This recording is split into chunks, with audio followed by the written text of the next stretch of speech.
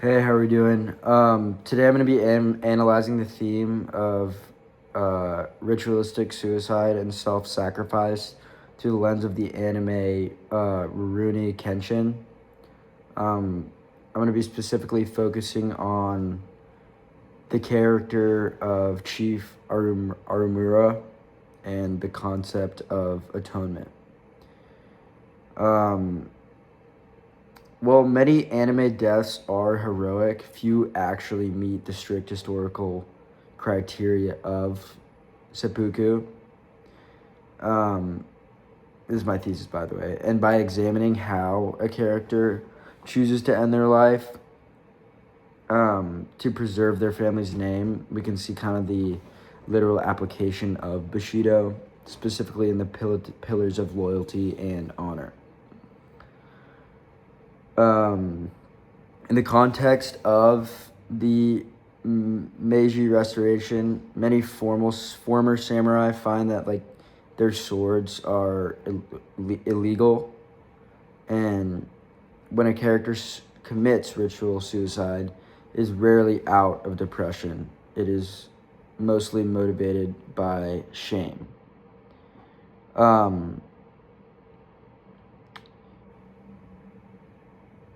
In Bushido, your reputation is not just yours; it kind of belongs to your entire family lineage.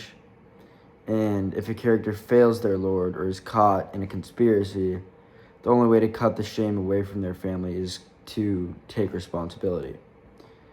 And that's kind of the ultimate act of duty. They aren't dying to escape, they're dying to protect the legal and social standing of those they leave behind. Now let's look at the mechanics of it. A question you can ask is every honor-based suicide seppuku? And the answer to that is no. To qualify as seppuku, the act must be a specific ritual. It's usually performed on a white mat in a garden or a specific room. Usually done with a short sword wrapped in paper. And then there's usually the presence of a kaishakunin or second. And that person's job is to, I think, decapitate the individual the moment they show pain, ensuring a clean and honorable death. And I think in many scenes in the anime, we kind of see characters attempt this. And if they die alone by their own hand, without a second, it is technically a jijaki, or kind of like a less formal suicide. However, when attempting to prove that they're kind of proving to attempt that their will is stronger than their physical pain.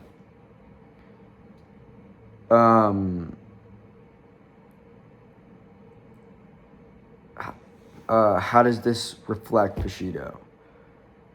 It reflects Bushido by focusing on two main virtues: atonement and rectitude.